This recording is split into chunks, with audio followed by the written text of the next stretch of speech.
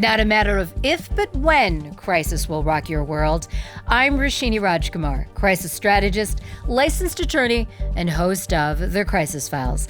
In each case file, we dive into crisis topics to keep you out of calamities. Is your workplace ready for physical threats? Are there threats from within? Think schools, universities, workplaces, businesses that you don't even know about? Mike Olson served 20 years in the U.S. Secret Service and is co-founder of 360 Security Services. He's here for the case file I call Threat Assessment. Mike, that number 360 has some significance in your world. Tell us about that. It does. Really, just quite simply, 360 was a term that Secret Service agents who went out on to do advances for the president or vice president or world leaders was effectively what you had to remember in terms of when you conducted a site, assessment or conducted your advance for setting up protection for them, and simply with the concept being what potential threats are all around you, 360 degrees, not just in the room, but what's above us on a floor above, what's on a floor below, what's on the other side of a wall, and also not just physical, but in the cyber domain as well. So what kind of potential cyber threats could harm us based on where we were physically bringing somebody? So that was the concept of 360, and it brought it with, when I moved to the private sector. So what have you, now that you've been in the private sector, what are some things that you're seeing when it comes to threats that I guess I would just assume businesses, workplaces, schools are lagging behind? Yeah, it's, primarily when we talk about physical threats, it's really lacking in effective behavioral threat assessment programs. It's not necessarily rocket science, but it's really having the resources available to effectively engage in a behavioral threat assessment process in the workplace or in the schools. And obviously we see a lot about this in the schools, whenever there's tragically a school shooting. You talk about BTAM. Tell crisis filers what that is, and hopefully more and more people will start thinking about that for their own organizations. Sure. So BTAM stands for Behavioral Threat Assessment and Management. It's effectively the doctrine of using an evidence-based process to identify, assess, and manage potential behavioral concerns or threatening potential incidents, but primarily based off of a behavioral approach to the process. And when you go in and do the BTAM with, let's say, a university, what are you asking them? What do they need to provide? Well, one of the biggest things is to really, regardless of what organization, if it's you mentioned at the top of the show here, if it's a workplace, a business, school, university, K through 8, church, doesn't matter, is you have to have a very effective set of reporting channels for people to be able to report things of concern. Those can be anything from, email to in-person reporting to, reporting site. And anonymous reporting is really critical, especially in this day and age where a lot of people are intimidated about coming forward about their personal feelings about a situation, or they don't want to be wrong. So if they can report something anonymously, they're more likely to give that information, which is critical in this process because this is really about preventing bad things from happening before they happen. So we're not talking about taking in information so we can make criminal cases against people. We're talking about taking in information so those that are experiencing this can help conduct further investigation and assessment, determine if there is somebody in the workplace or somebody in a school that's potentially on a pathway to violence. So I like that you're getting into that, because in that investigatory or advanced team kind of work, that even before someone like you and 360 Security comes in, each individual entity, organization, school, church needs to really understand who its people are. Yes. And 100% they need to understand who their people are. And likewise, the organizations need to understand they need to rely on their people, their community, their stakeholders to come forward with that information, because everybody potentially is in a different seat or has a different perspective of identifying somebody that may in fact be on a pathway to violence. One note that I want to share with crisis filers that you've taught me is that almost all attackers showed observable concerning behaviors prior to their attacks. And that's some national studies have put that out. Get into that a little bit, and what should regular people be wanting to observe or make sure they're observing around them? Yeah, absolutely. So there's been, a lot of studies, coming from the Secret Service. They created what was called the National Threat Assessment Center decades ago. And after Columbine, they started working with the Department of Education to study both attackers in schools as well as the plotters. So those that weren't successful in their attacks, and to take a look at, how it could have been prevented, or in the case of the ones that, the attacks that were averted, what things were in place. And almost in all cases, 90+% attackers or plotters exhibit some type of behaviors that others around them are in the best place to see. And so that could be a change in their demeanor. It could be, things related to suicidal ideation. It could be things related to talking about violence. And then a lot of this goes hand in hand with other things that are going on in that potential attacker or plotter's life, such as grievances or stressors. So could be, in the case of students, could be parents who have been divorced.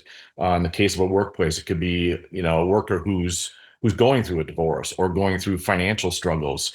It's gotten in trouble with the law. You look at all of these potential red flags, but people in their environment, in their community, usually see something that is a change to this. And if they can feel comfortable coming forward with that information, again, it doesn't mean we're taking that information to lock somebody up or make a case on them or anything like that. It's to put it in the hands of people that know how to do this, to then start looking at all these other things and see if there's other things going on in their life that could indicate that they are on some type of pathway to violence when we're speaking directly to violence. Right. And let's talk a little bit about violence for a bit. Then I do want to get into some of the cyber and other threats that are out there and you're helping your clients deal with and educating about. But there is that role of the reporter. It's so, and any person can report weird, strange, unusual behaviors. It doesn't always mean they're reporting it to the police. Correct. They can go to a counselor at school. They could go to the HR department. There are a number of people, right? Absolutely. And that's one of the foundational things that's important for any organization or school to remember is, but that information has to be captured in some type of centralized reporting mechanism, repository, a case management system, something, and then have people that can look at other reports that have come in, or that you're assisted through some sort of technology that's looking at, hey, there's a lot of reports coming in on this individual. But the key is, if somebody comes in and has a quiet conversation with an HR person in an office, it's important that if an organization has this in place, that HR person then turns around and gets that into the hands of the people that are supporting them on this behavioral threat assessment. Right, whether it's legal, whether it's you, or a combination. And, it's interesting, as I speak about crisis all over the United States, I do this really simple 3-part test. And one of the questions is identify your internal and external stakeholders. And it's amazing to me that a lot of people, and sometimes they are leaders in security or leaders in cyber or even in law enforcement, and they don't always understand who all of the threats could be or the stakeholders. A stakeholder doesn't necessarily mean that's a threat.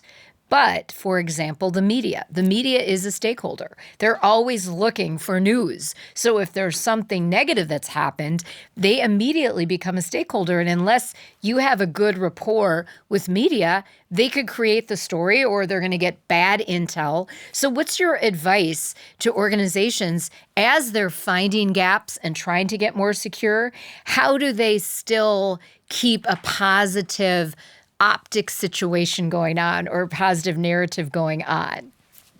We just had a recent incident with a client, and you nailed it, a very important thing on the head, and that is, it's important to build this this whole idea of behavioral threat assessment doesn't have to be a complicated process. It can be done very simply, and it can be done based on the size of an organization and things like that. But what's important is that you have some level of evidence-based systems in place in a process that's built on that ability to identify potential concerns, assess them, and then manage them if there are the concerns. Because even though somebody makes a threat in an organization, it doesn't necessarily mean that they pose a threat to the organization or to its people. So in that case, a lot of times this needs to be, these situations need to be managed. And so if you have a good program in place, the other really critical piece then, as you mentioned, is that communication. Because ultimately, if something leaks out, or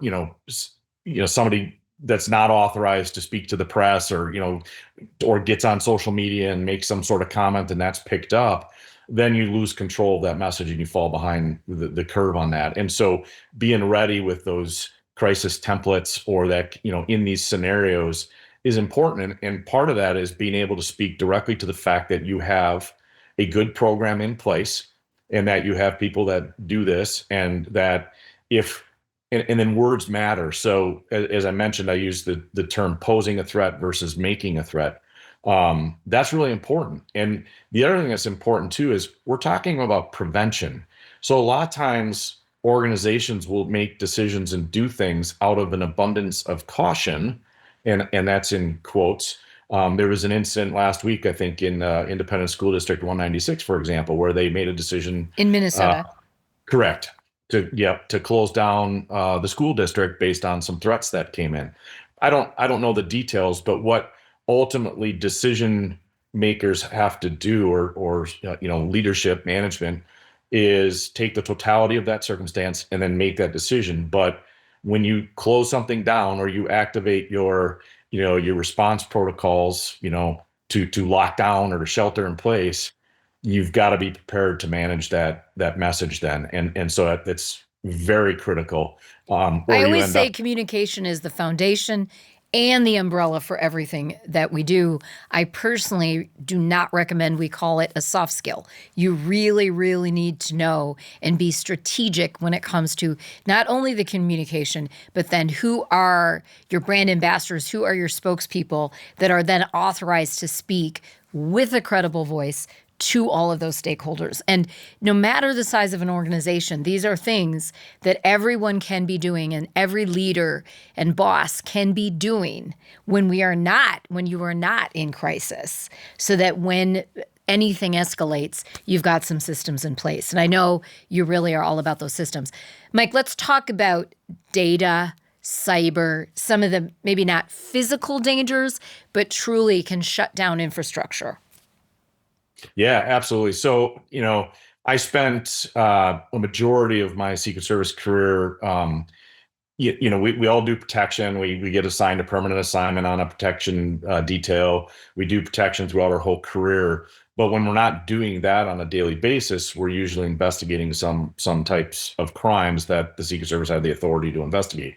In my case, and especially the last part of my career, I managed what is now referred to as the Cyber Fraud Task Force.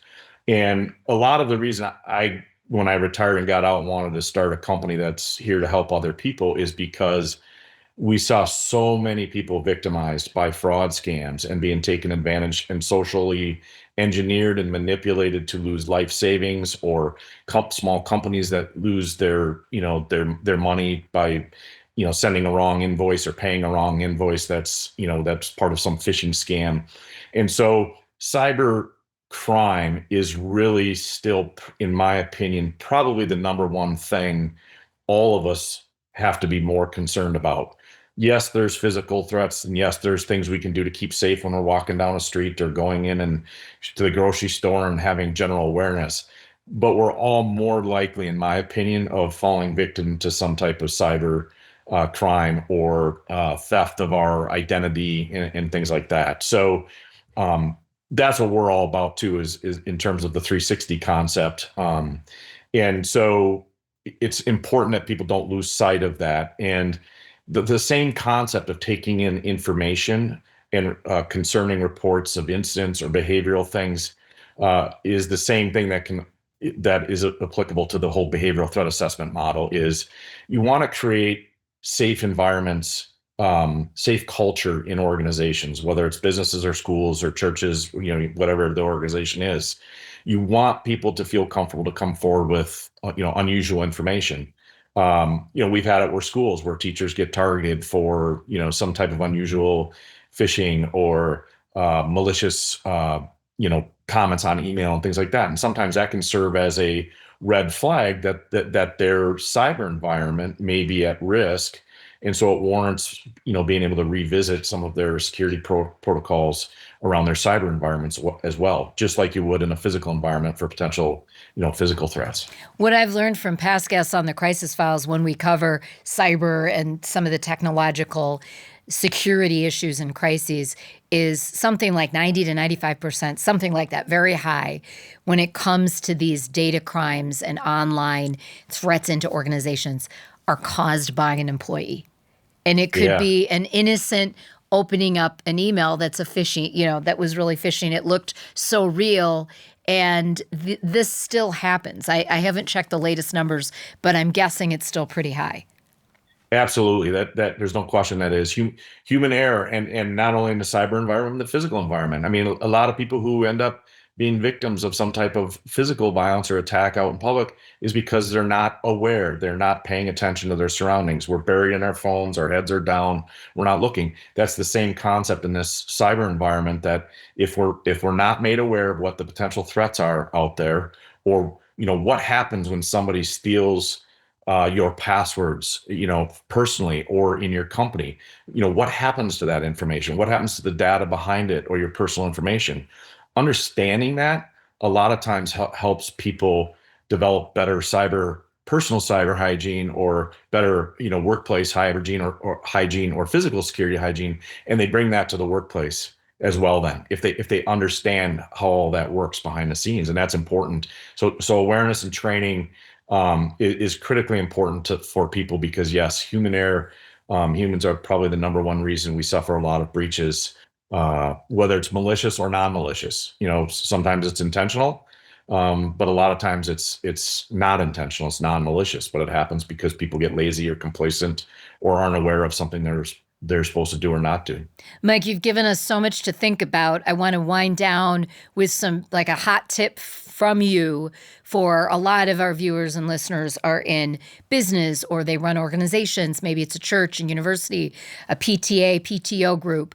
What are maybe the top 2 tips for an organization to do? Hopefully they hire an organization like yours, your company, or a similar one in their local area.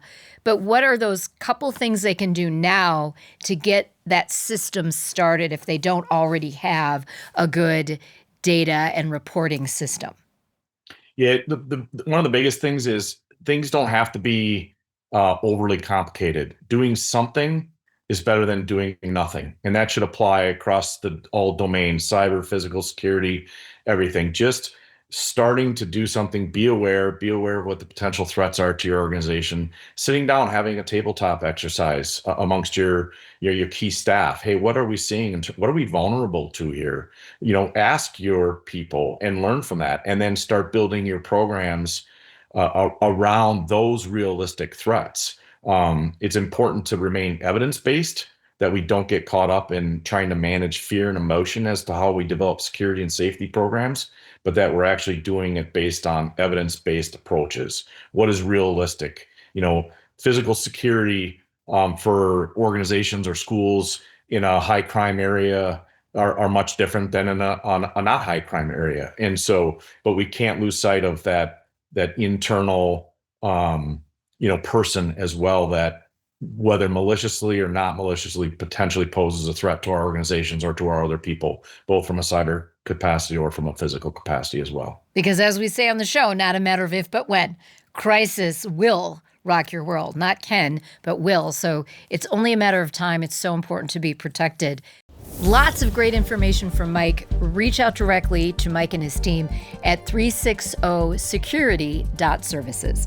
This case file is powered by Spoke 612 Productions. Spoke 612 Productions takes your ideas and brings them to life. Linda, Sarah, and Matt are committed to excellence and inclusivity. As a WeBank certified women-owned production company, Spoke 612 inspires awareness and delivers impact through storytelling.